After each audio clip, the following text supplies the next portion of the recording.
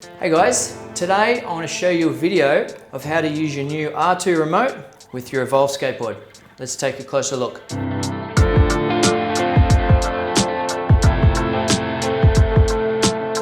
So now let's turn the skateboard on and turn the remote on and pair the remote to your skateboard. Turn the skateboard on. To turn the remote on, you press and hold the on-off button and then it'll light up and have a little vibrate. Okay, so now you're ready to pair. To pair the remote, you have to press and hold the top mode 1 button for about 1 second. The antenna sign will flash and then it will sync up. It's pretty quick too.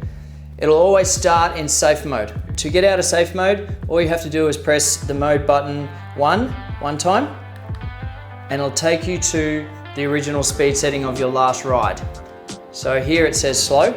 Now to go up from slow to eco or fast or GT, you just have to press the mode button one time and it'll vibrate, each time giving you warning that you've changed speed modes. If you want to go back down through the speed modes, you press mode 2 1 time and it'll vibrate again, giving you warning.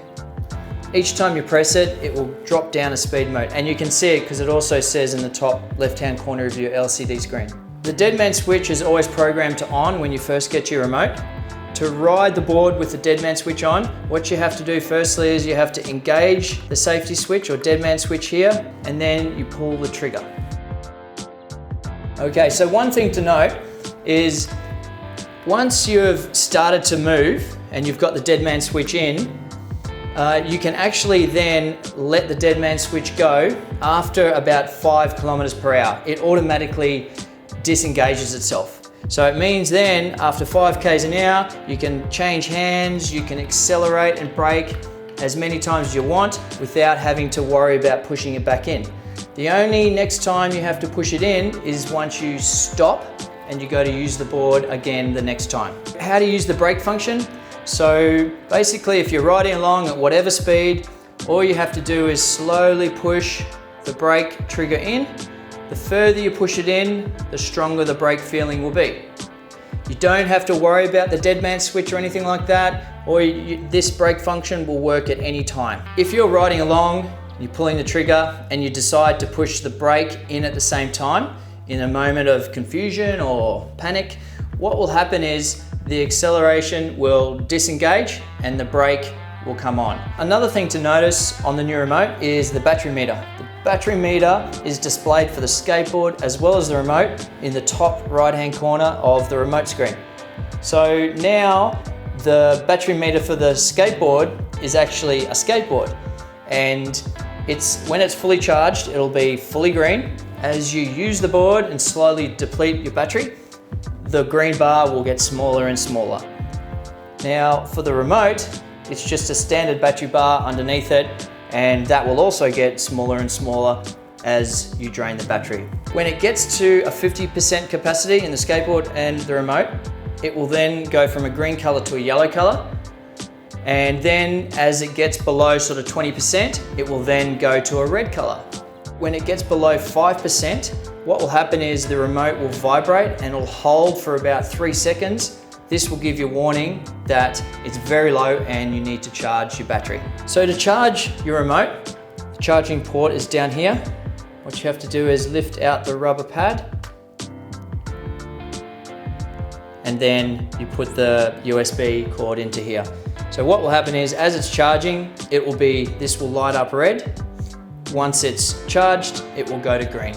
Now that you've started to use the remote and you've decided you don't want to have the Deadman switch on at all, to turn it off, you have to get into the preferences screen. Now, to get into the preferences screen, what you have to do is you have to double click the on-off button quickly and it'll take you to the menu screen.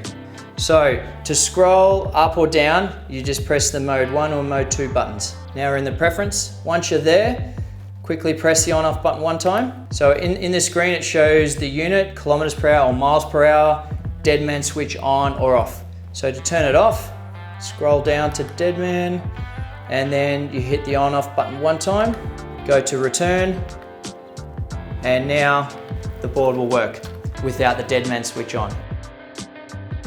You'll also notice that there is a wheel and gear size setting on your remote.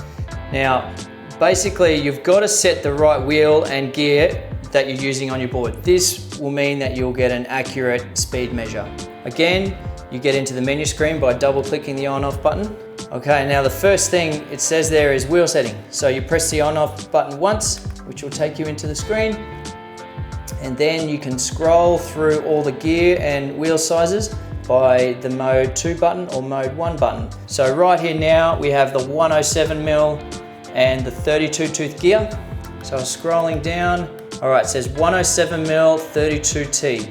That's the right setting I need. So now I'll press the on off button one time and it's selected it. And you can see in the top corner of the screen, it says 107mm 32.2. The next thing to show you is how to get into the battery diagnostic screen on your remote.